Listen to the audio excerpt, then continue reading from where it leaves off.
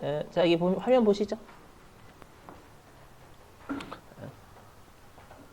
자, 최근에 우리 그 퇴직연금 물어봤던 문제가 급이든 출제가 됐기 때문에 여러분들이 아마 이 퇴직연금 제도는 확정급여형, 확정기여형 그 기억나시죠? 근데 우리 주로 시험에는 여러분들이 대비하셨던 게 주로 뭐일 거냐면 주로 퇴직금을 금융기관에 미리 예치할 때, 그리고 제가 항상 돌아다니다 보면 계정 과목 거꾸로 쓰세요. 돌아다니다 보면 기여형하고 급여형 까먹으셨어. 그래서 제가 정확하게 그러니까 돌아다니다 보면 대부분 그러세요. 맞죠? 배우셨을 때는 기억나는데 며칠 안 하면 까먹잖아요. 맞죠? 그것까지 좀 조정하고 그 다음에 우리 시험에는 퇴직금 나가는 것까지 출제 같이 해버려요 이제. 그렇죠? 이걸 그림으로 이해하시고 그 다음에 여러분들 분계로 도와볼게요. 일단 그림으로 이해를 하셔야 왜 분계가 이렇게 되는지가 돼요. 일단 해보자. 자, 우리가 퇴직연금 제도는 회사가 퇴직금을 주는데 회사가 직접 주는 게 아니라 회사가 살아있을 때죠. 회사가 망했을 때 말고 회사가 살아있을 때 퇴직금을 외부의 금융기관에 미리 예치하는 거죠, 여러분들. 그럼 나중에 종업원이 퇴사를 할 때 안정적으로 퇴직금을 받아갈 수 있으니까. 근데 여러분들이 배우셨던 게 아마 확정급여형, 어디 곧 띄울 확정기여형, 알죠? 자, 해보죠. 보시면, 자, 우리가 확정급여형하고 확정기여형의 차이는 뭐냐면 퇴직금을 외부의 금융기관에 맡기는 건 똑같거든요. 근데 누구 계좌에 맡기냐가 달라요. 일단 확정급여형은 회사가 퇴직금 전용 계좌에 맡겨요. 그렇죠? 법인 계좌에 맡겨요. 법인 계좌. 그렇죠? 그래서 우리가 회사의 퇴직금 전용 계좌를 뭐라고 하죠, 여러분들? 계정 과목? 퇴직, 연금, 운용, 자산. 자, 보실게요. 자, 보시면. 그러면 보세요, 여러분들. 만약에 임직원한테 줘야 될 퇴직금 예상액이 추계액이란 말이에요. 그래서 100원이래, 100원. 자, 100원인데 회사가 회사의 퇴직금 전용 계좌에 넣는 건 임직원한테 퇴직금 준 거, 안 준 거? 안 준 거죠. 왜 안 준 거? 종업원 계좌에 쏴야 준 거지. 맞죠? 근데 법인이 법인 계좌에 넣는 건 그건 지 통장에 예금한 컨셉인 거예요.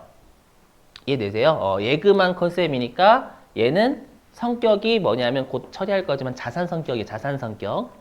예금이 자산이죠. 그 플레임이 퇴직연금 운용 자산이고요. 자, 그러면 이제 우리가 운용을 잘 해가지고 금융기관이 수익을 20원 낸 거예요. 20원 내면 지금 법인 계좌에 120원 들어가 있는 거잖아요. 그죠? 그럼 나중에 종업원이 저 퇴사할게요 라고 하면 얼마 주면 돼요? 100원? 120원 아니라 왜냐면 100원을 계속 안 주고 있었거든. 맞죠? 그래서 100원만 주면 되는 거고요. 되세요? 거꾸로. 자, 반대로 만약에 금융기관이 잘못 굴려가지고 손실을 20원 낸 거예요. 그럼 법인 계좌에 얼마 들어가 있어요? 80원밖에 안 들어가 있는 거죠. 근데 나중에 종업원이 퇴사할 때 퇴사할게요 라고 100원 맞춰줘야 되거든요. 그럼 새롭게 예금을 다시 해야 된다라는 거예요. 됐죠? 그래서 일단 요 예금은 퇴직연금 운용자산이라는 자산 개념 과목 잡고요. 운용 책임이 누구한테 있는 거예요? 확정급여요. 운용의 책임이 법인한테 있어요? 임직원한테 있어요? 법인한테 있죠? 맞죠? 잘 벌면 법인이 그건 가져가는 거고 못 벌면 채워넣어야 되는 거고. 그렇죠? 그래서 급여형은 법인에 귀속돼 있다라고 해요. 일단 여기까지가 중요했는데 지금 질문입니다. 그럼 우리 급여형 있죠? 확정급여형 입장에서는 추계액이 퇴직금 지급하기 전까지는 있어요, 없어요? 종업원한테 퇴직금 줄 때까지 있어요, 없어요? 추계액이 있죠? 퇴직금을 주고 나서야 그때 추계액이 없어지는 거예요. 추계액은 퇴직금 예상액. 이게 없어지려면 종업원한테 퇴직금 주고 있어야 돼요. 안 줬으니까 계속 추정되는 금액이 있는 거예요. 되셨어요? 그래서 여러분들 기억하실 게 추계액은 우리가 급여형에서는 계속 존재해요. 그죠? 그랬다가 나중에 실제 퇴사할 때 퇴직금 줄 때야 감소하는 거예요. 이것도 같이 생각하셔야 돼요. 그죠? 이렇게 되는 거고. 그래서 일단 미리 말씀드리면 이 용어 있죠? 이 용어 자체는 종업원 입장에서 만들어진 용어예요. 임직원 입장에서. 그러니까 임직원이 받을 퇴직금이 확정돼 있다, 정해져 있다 그 말이에요. 자, 그다음에 오른쪽이요, 오른쪽. 자, 확정 기여형. 확정 기여형은 뭐냐면 종업원이 받을 퇴직금이 정해져 있는 게 아니라 네가 기여한 것만큼 임직원이 받아간다라는 뜻이에요. 기여요. 네가 기여한 것만큼 받아가. 이 말. 자, 해보면 자, 둘의 차이가 있어요. 차이가 뭐냐면 여기 이 확정 기여형은 임직원 퇴직금 전용 계좌에 준다라는 거예요. 보이시죠? 그래서 회사가 임직원한테 줘야 될 퇴직금이 100원으로 추정이 된대요. 추정이 되는데 그러면 이제 법인 입장에서는 임직원 개인 계좌에 퇴직금을 주는 거죠. 단지 임직원이 못 찾아갈 뿐이지 임직원한테 주고 있는 거 맞는 거예요. 임직원 퇴직금 계좌에 쏘는 거니까. 이해되세요? 그래서 얘는 예금이 아니라 지급하는 비용 컨셉이 되는 거예요. 그래서 얘는 개정 과목이 여러분들이 퇴직급여라고 해요. 퇴직급여. 그렇죠? 퇴직금 주고 있는 거니까. 그래서 추계액이 없어요. 그렇죠? 얘는 기여액은 추계액이 없어요. 퇴직금 예상액만큼 계속 주고 있거든요. 개인 계좌에. 되시겠어요? 자, 그래서 이제 금융기관이 이제 운용을 하잖아요. 운용을 해가지고 잘 굴려서 20원의 수익을 냈대요. 그럼 20원의 수익을 내면 이거 누가 가져가는 거예요? 그래서 임직원 계좌에 120원 들어가 있잖아요. 그럼 나중에 종업원이 퇴사할 때는 120원 받아가는 거예요. 이해되세요? 근데 거꾸로 금융기관이 잘못 굴려가지고 20원의 손실을 낸 거예요. 손실을 내면 개인 계좌에 퇴직금이 얼마밖에 없어요? 80원밖에 없는 거죠. 그럼 종업원은 나중에 퇴사할 때 80원밖에 못 찾아가는 거예요. 그러면 이 운용 책임 누구한테 있는 거예요? 기여형은. 그리고 개인한테 있는 거죠. 개인한테. 자기 계좌가 움직인다라고 해서 기여형이라 불러요. 임직원의 퇴직금 계좌가 움직인다라고 해가지고. 그렇죠? 근데 여기는 임직원의 퇴직금 계좌가 움직이지 않잖아요. 움직이지 않으니까 받을 퇴직금이 정해져 있는 거고. 용어에서 정리, 물론 우리한테 암기라는 게 있지만 그건 최후의 수단이에요. 최후의 수단. 자, 이거는 여러분들이 그림으로 살펴본 거고요. 우리 시험은 그림으로 내는 게 아니라 분계로 내죠. 분계로. 그죠? 근데 분계를 하시기 위해선 요 이론이 잡혀야 돼요. 그림의 이론. 자, 그러면 이제 분계해 볼게요. 분계. 잘 보세요. 자, 우리 시험에 운용 책임 부담 주체를 내진 않아요. 말문체 내진 않습니다, 여러분들. 이건 세무 1급용이고 분계를 내요. 자, 보시면 우리가 확정 기여형은 종업원이 받을 퇴직금이 기여한 것만큼 받아가니까 아까 여기 요거 비용. 그죠? 그래서 요거는 퇴직급여. 이게 퇴직급여에 퇴직급여 외우셔야 돼요. 근데 확정급여형은 법인이 법인의 퇴직금 전용 계좌에 예금하는 거니까 법인 입장에서는 자산이 되는 거죠. 그래서 차변에 퇴직, 연금, 운용, 자산이 된다라는 거예요. 아마 주로 여러분들이 여기를 많이 외우셨을 거예요. 그죠? 자, 근데 우리는 분계를 회사 입장에서 해요? 종업원 입장에서 해요? 회사 입장이죠. 그죠? 그럼 우리가 운용 수익이 발생하면 기여형은 종업원이 기여한 것만큼 받아가는 거니까 종업원이 받아가는 거잖아요. 그럼 종업원이 받아간다라는 건 회사는 회계 처리가 없어요. 그죠? 근데 만약에 급여형 같은 경우에는 회사의 퇴직금 전용 계좌가 증가할 거잖아요. 수익이 났다라고 하면. 맞죠? 그럼 회사의 퇴직금 전용 계좌를 올려요. 차변으로. 올리고 대변에 이자 수익 잡으시면 된다라는 거예요. 금융기관한테 받는 건 이자 성격으로 보니까. 그래서 원래는 여기까지만 주로 출제를 했어요. 맞죠? 근데 갑자기 뭘 출제했냐면 퇴직금 지급을 출제한 거예요. 그리고 자, 그럼 우리가 기여형 같은 경우에는 퇴직금 줄 때 누구 계좌에서 나가요? 아까 기여형 누구의 퇴직금 계좌에서 나가요? 그래서 개인. 그럼 개인 계좌에서 나간다라는 건 회사 입장에선 회계 처리할 게 없어요. 그럼 개인이 할 거고. 그렇죠? 근데 급여형 같은 경우에는 법인 계좌에서 나가잖아요.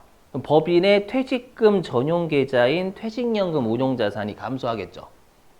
그래서 대변의 퇴직연금 운용자산이 감소하는 거예요. 되셨어요? 그리고 우리가 회사가 이제 이 퇴직금을 지급할 때서야 추계액이 감소한다라고 했죠. 아까. 그럼 회사가 퇴직금을 예상할 때 우리 퇴직급여 충당부채라는 부채가 쌓여져 있잖아요. 그 부채가 이때서야 감소하는 거예요. 차변으로. 이해되세요? 이렇게. 예. 그리고 최근에 시험 어떻게 내냐 이렇게 출제. 최근에 어떻게 출제했냐면 회사는 퇴직급여 충당부채가 없다라고 출제를 했어요. 그 말은 그냥 비용 떨으라는 거예요. 퇴직급여 비용. 아까 우리 퇴직금 지급할 때 퇴직급여 충당부채부터 상계하고 모자르면 비용 처리한다라고 했죠. 그렇죠. 근데 퇴직급여 충당부채가 시험에 최근에 없다라고 하면 그냥 퇴직급여 비용 떨으라는 얘기예요. 자, 요거 꼭 기억하셔야 돼. 예.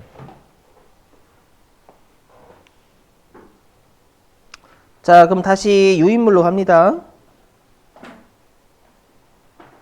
자, 유인물 20번, 20번하고 21번 한 방에 해주실래? 그냥 20번하고 21번? 20번 5월 8일하고요. 21번 5월 9일 그냥 한 방에 해주세요.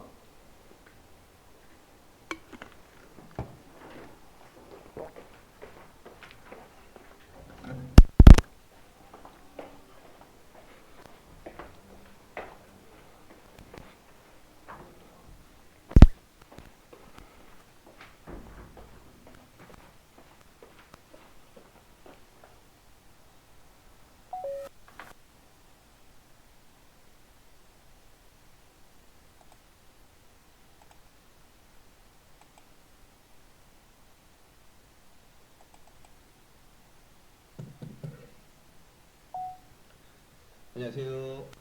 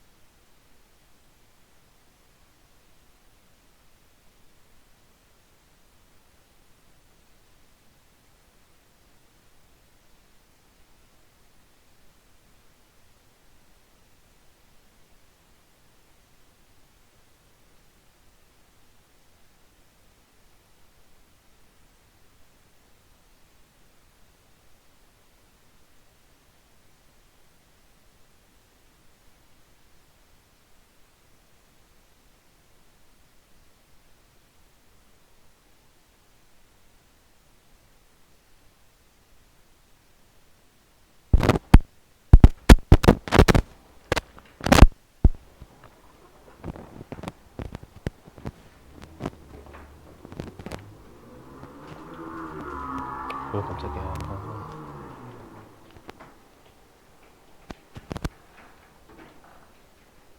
이자 수익 대변이 수익이잖아, 수익.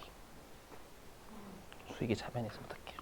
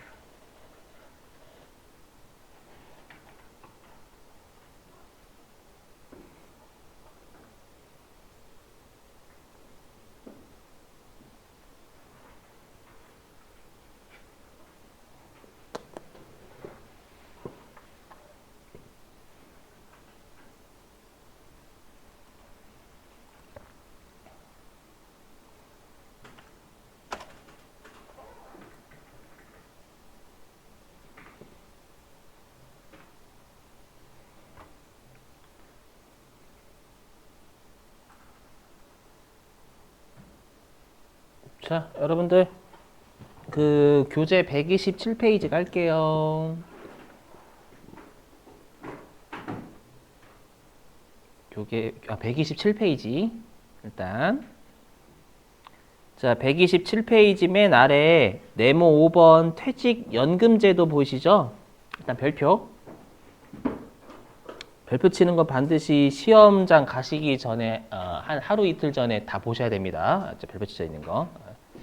잘 나온 애들이에요, 정말로.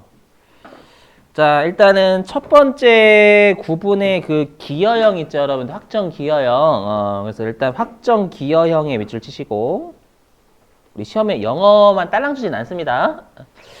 자, 어디에 밑줄 치시냐면 거의 불입 시점 있죠. 우리 확정 기여형은 불입밖에 안 내요. 낼 수 있는 게. 그래서 불입의 밑줄 불입. 예, 불입은 금융기관에 넣는다라는 뜻이에요. 예. 그러면 차변에 퇴직급여 밑줄 치시고.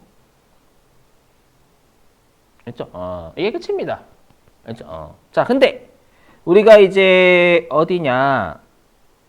128페이지 갑니다. 자, 128페이지에 첫 번째 큰 구분의 확정급여형 보이세요? 확정급여형에 밑줄 치시고 그리고 오른쪽에 불입의 밑줄입니다. 불입. 자, 불입에 밑줄 치시고 자, 그럼 불입하면 이거는 회사의 퇴직금 전용 계좌가 느는 거니까 차변에 퇴직연금 운용자산 밑줄 치시고 근데 뜬금없이 여러분 차변에 수수료 비용 있죠? 이거는 어떨 때 출제를 하냐면 들어보실게요. 여러분 우리가 아이고 나 지금 뭐 하고 있는 이걸 띄웠어야 되는데 죄송해요 여러분들 이걸 띄웠어야죠. 제가 문명 혜택을 많이 못 받아서 왔다 갔다 하는 게 좀 힘들어요. 자, 뭐냐면 여러분들 우리가 퇴직연금이 금융기관을 내가 잘 굴려줄 수 있는 금융기관을 선택할 수 있거든요. 그렇죠? 그럼 금융기관이 공짜로 굴려줄까요? 그렇죠? 은행이 제가 공짜로 해줄게. 저희는 영리를 추구하지 않습니다. 미친놈인 거예요. 그렇죠? 그래서 일정 수수료를 요구해요. 그렇죠? 그래서 혹시라도 시험에 퇴직연금 운용자산에 예를 들어서 1,000만 원을 냈는데 이 중에서 수수료가 20만 원이 포함되어 있다라고 출제할 수도 있거든요. 그러면 순수하게 회사의 퇴직금 계좌에 들어가 있는 건 980만 원이 되는 거예요. 1,000만 원이 아니라. 이해되세요? 그래서 수수료는 아마 시험에서 줄 거예요. 그게 공장 직원인지 본사 직원인지. 했죠? 공장이면 500번대, 본사 800 쓰시면 되는 거예요. 오케이? 그거고요. 자, 그 다음에 운용 손익 발생 있죠, 여러분들. 일단은 운용 손익 발생의 밑줄, 운용 손익 발생. 운용 손익 발생에 밑줄 치시고. 운용 손익이 발생하면 일단 자 차변에 퇴직연금 운용자산 밑줄. 물론 이거는 우리가 그 이익이 발생했을 때 얘기하는 게 되겠죠. 그리고 대변에 이자 수익의 밑줄입니다. 그냥 이자 수익으로 처리하는 게 제일 좋아요, 여러분들. 가끔 이 퇴직연금 운용 수익 검색 안 될 때 있거든요, 실제로. 알죠? 자, 그 다음에 우리 시험에 최근에 낸 게 퇴직급여 지급이에요. 알죠? 그래서 퇴직급여 지급에 밑줄 치시고. 자, 일단 어디에 밑줄 치시냐면 첫 번째 줄 중간에 퇴직급여 충당부채와 상계 처리하고 보이세요? 거기서부터 단기 비용 처리 퇴직급여 한다까지 밑줄. 자, 퇴직급여 충당부채와 먼저 상계 처리하고, 왜냐면 이때서야 추계액이 감소하는 거니까. 그리고 퇴직급여 충당부채 부족액이 발생하면 예상치 못하게 더 나간 거니까 단기의 비용 퇴직급여 처리하면 되는 거예요. 되셨죠? 근데 우리가 당연히 내 회사의 퇴직금 계좌에서 나갔으니까 퇴직연금 운용자산이 감소해야 되겠죠.